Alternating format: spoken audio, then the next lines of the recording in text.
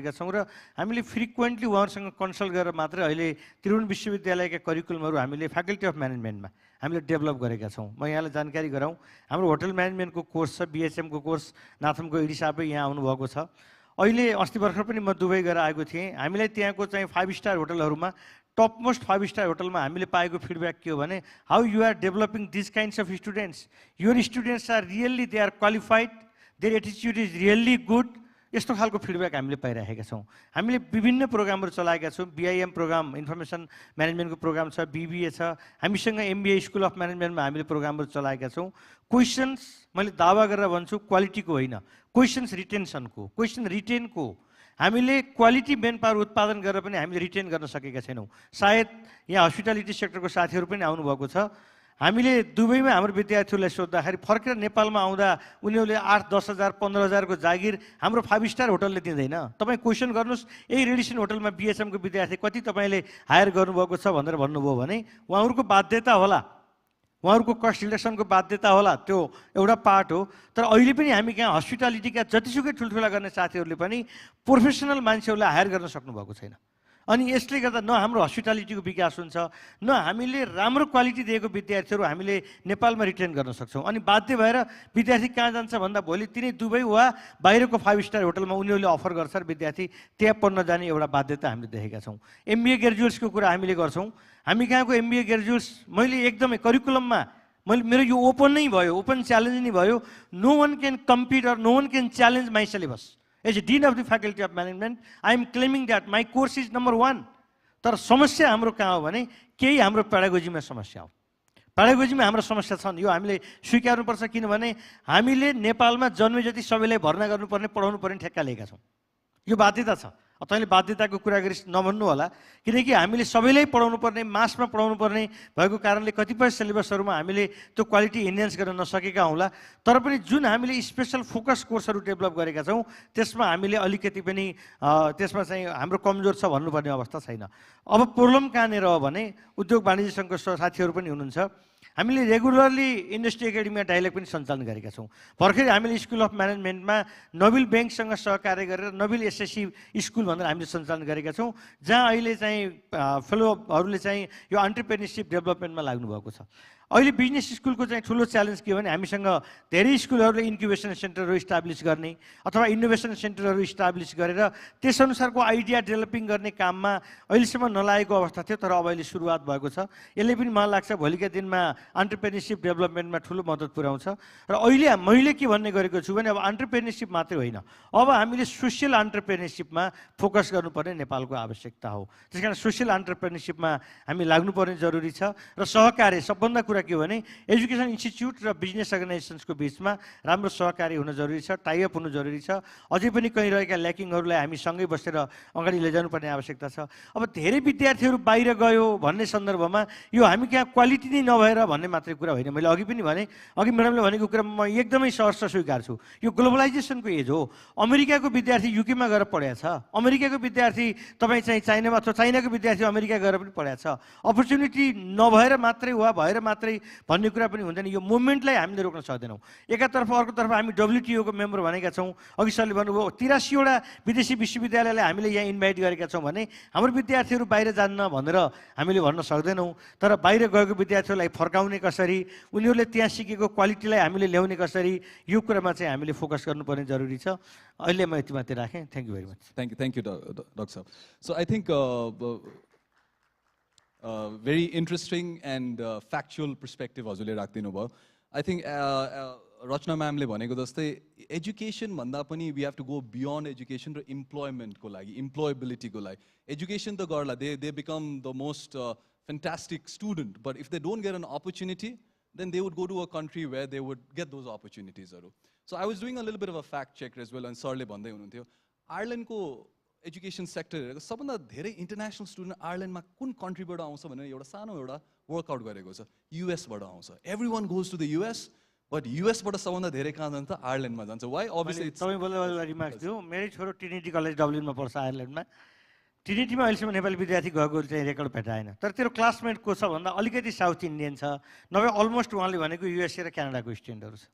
एकदम हो भएको कुरा हो. So the kind of a perspective that they give, it's obviously a tax-free zone. होइन tax-free भएकोले lot of IT companies are there, lot of opportunities are there. अनि त्यो कारणको लागि international students are taken care because COVID को time भरि सबैजना रुइरहेको थियो. आयरल्यान्डमा 208 pounds per week दिँदै उनीहरूलाई. So they really take care of international students. So it's a global market. Right to education लाई हामीले रोक्न सक्दैन. But how we can probably do is work on some employability, connect with the industry, and in the second part I'll talk about industry more particularly. And I think more important चाहिँ हामी जुन retention को कुरा गरिरहेको छौँ, that's very very important. And one thing we should really work on, curriculum त हामीले design गरेको दिएको छ, but the pedagogy that we use, and we focus on teaching pedagogy, but at the same time learning pedagogy लाई पनि हामीले side by side लग्यो भने I think that will give a fantastic educators त छँदैछ, but students हरू पनि लिएर आउँछ. But at the same time, if with industry coming on board, creating that kind of environment would obviously retain most of the students because they have a dream to follow through. Thank you very much for those wonderful perspectives. I'll move into the second part, which I think I had planned it, but it's coming as if it's coming very naturally. So second part, technically what I wanted to actually talk about is success of any business school. I went to a business school myself. Alikati Nepalma padi, alikati Bidesma gaera padi. What I realized is industry exposure is very important. Connect matra bhayera bhayen. Early on, industry connect is very important. Market ko awareness. Market ma ke bhairasa. We're talking about blockchain technology, bhairasa ke. AI ke bhairasa ke. We have no idea about what critical thinking is. We have stopped thinking. After classroom gayeपछि हामीले सोच्न बन्द गर्छौं, right? So critical thinking is important. Resilience, perseverance, जुन एउटा skill हैन, attitude को कुराहरु हुन्छ, and even the ability, हैन कि the risk-taking ability भनौं न, kind is completely missing out. So in the second part, I would like to see how, as a business school, we can connect better with industry and how we can work to create more employability opportunity. So on this note, the first question I'll ask Rachanaji. Since you are all working as an entrepreneur and working with Silver Mountain as one of the finest hospitality school in Nepal, do you think our current higher education system, Junsa, on itself connects us to the industry or not? If it does not, what can we do to ensure, it sounds a little bit of a repetitive question, Dosto, but I want to really probe on this to ensure how can we really connect with the industry to ensure that students get a real experience while they, and their learning is much better and more impactful. Thank you. Again, going back to the older times, पहिला के हुन्थ्यो गुरु शिष्यको चलन थियो हैन गुरुले जे भन्नुहुन्थ्यो शिष्यले होमा हो शिर झुकाएर हामीले बुझ्नु पर्ने गुरुलाई क्वेशन गर्न नपाइने हाम्रो traditionally this was our way of learning. Now the time has changed. People have a lot of questions and then on their fingertips they have 2,000 answers. Answers may be right, answer may be wrong, but there are answers. We don't know where to look for answers tara paincha. Classroom ma त्यही questions सुरु हुन्छ. Students will come with various questions. Teachers, are they prepared? Are they prepared to take challenges? Are they prepared to tell honestly to the students, I'm sorry, I do not know the answer today, but I'm going to come back tomorrow with the answer and let's discuss this.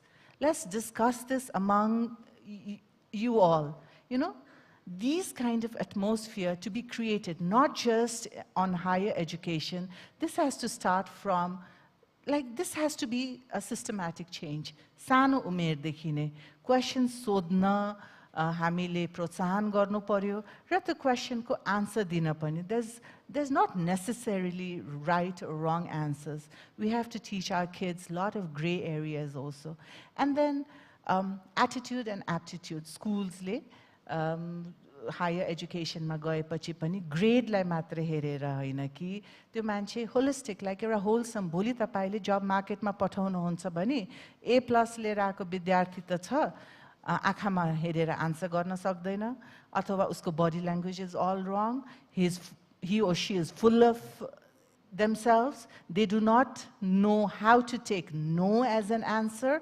So यी सबै parameters हरु कुनै पनि स्कुलले when they start taking care, lots of unlearning happen when students come to my school. I'm not talking about everyone, but when someone comes to Silver Mountain, for the first 6 months, there's a lot of unlearning.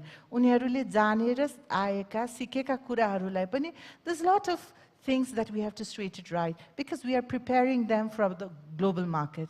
And then, पढाइको सिलसिलामा एउटा मान्छेले सबैलाई एउटै किसिमको मात्रै जाँच लिएर त्यो मान्छेले त्यो जाँचमा सबैजनाले उस्तै किसिमको मार्क्स लिएर आउरान् अथवा that is a fair judgment of their understanding चाहिँ नहुन पनि सक्छ. So we have to, this is a humongous task. एउटा त्यो क्वेसनको एक्जामको प्याटर्नै चेन्ज गर्न पनि, because we are assisted, अब हामीले international education universityसँग affiliated भएको भएर त्यसको धेरै हामीलाई सजिलो छ, and that way we are training and we are developing our faculty also in that way, किनभने पुरानो तरिकाबाट जुन सिकाइ र अहिलेको नयाँ सिकाइ is different, and then this has to be shared with everyone. मैले जानेको कुरा मैले मेरा जस्ता अरू होटल म्यानेजमेन्ट कलेजलाई पनि सिकाउन सक्नु पर्यो, उहाँहरू पनि सिक्न खोज्नु पर्यो. कम्पिटिसन त छ, त्यही same chunk of students would be divided among so many hotel schools, but when they come to you, are they getting value for money? That is very important.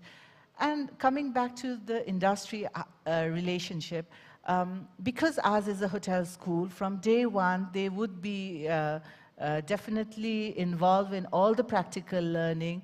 And then I said, I talked about this earlier also, what they are learning today is, they would be, it has to be applicable in next 4 years. So learning and teaching has to be very research-based.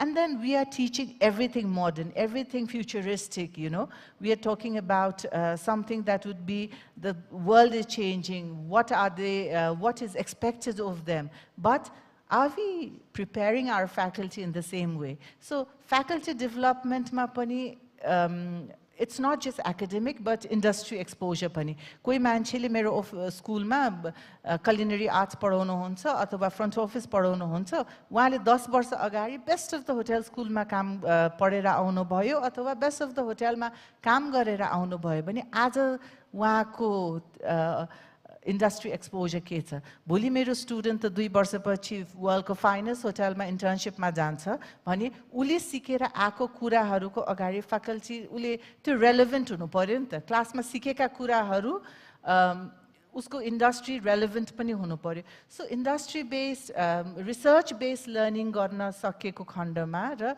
इन्डस्ट्रीले पनि, they should acknowledge that we are producing as per your requirement, as per the changes that is happening in the world, as per the need of the customers. त्यो अनुसारको partnership हुनु एकदमै जरुरी छ. उहाँले अघि भन्नुभयो उद्योगीहरूले पनि करिकुलम डेभलप गर्दाखेरि उहाँको इक्वल पार्टनरशिप हुनु पर्ने हुन्छ. What are they lacking? Manager बनाउनको लागि तपाईले manager hire गर्नु हुनुहुन्छ भने what are you looking at? Are you just looking at the degree? Are you looking at the class topper? Are you looking at that leadership? Are you looking at somebody who can work as a team?